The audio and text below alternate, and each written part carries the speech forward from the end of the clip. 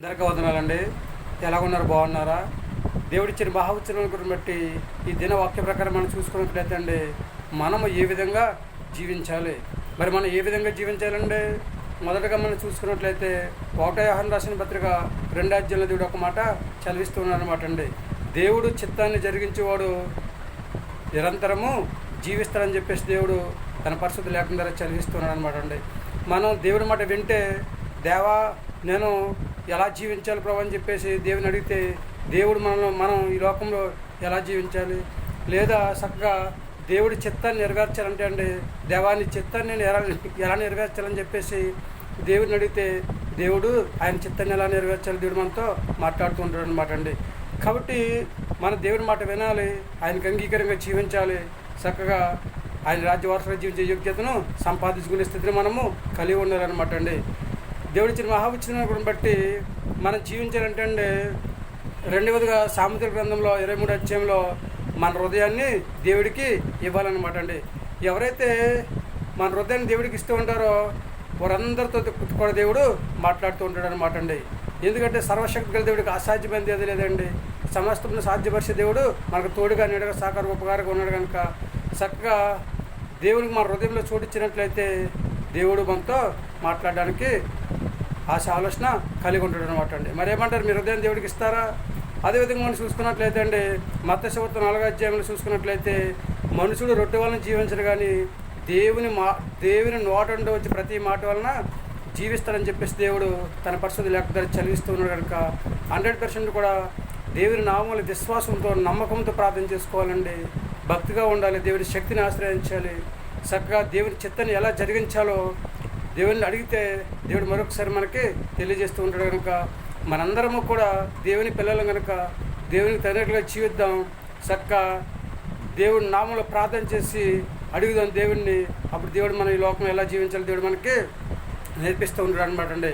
పరిశుద్ధ గ్రంథంలో చాలామంది దేవుడికి అంగీకారంగా జీవించి హాయిగా జీవించిన వారు ఉన్నారండి. అలాగే మనం కూడా దేవుని మాట విని ఆయన మాట ప్రకారం నడుచుకున్నట్లయితే దేవుడు మనల్ని కూడా హాయిగా జీవించేలాగా చేస్తూ ఉంటాడు అనమాట అండి. మరి దేవుని చిత్తాన్ని జరిగించే ఆశ ఆలోచన కలిగి ఉంటామండి, దేవుని మాట వింటామండి, దేవుని మాట ప్రకారం నడుచుకుంటామండి. దేవుని యొక్క వాక్యం విన్న వాక్యం మన హృదయమైన పలకన రాసుకుని పదే నెవరు వేసుకుని హాయిగా భూమి మీద జీవించే యోగ్యతను సంపాదించుకునే స్థితిని కలిగి ఉండాలని చెప్పేసి ఆశ ఆలోచన కలిగి ఉన్నామని చెప్పేసి ప్రతి ఒక్కరూ కూడా తలలు వంచండి, ప్రార్థించేద్దామా? వింటారా దేవుని మాట? అయితే తలలు వంచండి, ప్రార్థించేద్దాం. మహాపరిశుద్ధుని పరలోకపు తండ్రి, నీ ఘనమైన పదవులు ఎక్కలేని స్తుతి స్తోత్రాలు ప్రభా. ఈ లోకంలో మేము ఎలా జీవించాలో దండిస్తున్నాం ప్రభా, మాకు నేర్పించమని ప్రార్థిస్తున్నాం ప్రభా. నీకు వందనాలు దండిస్తున్నాం ప్రభా. అలాగే ప్రభా నీ చిత్తాన్ని ఎలా జరిగించాలో తండ్రి ప్రభా బిడ్డలకు నేర్పించమని ప్రార్థిస్తున్నాం ప్రభా. నీకు వందనాలు.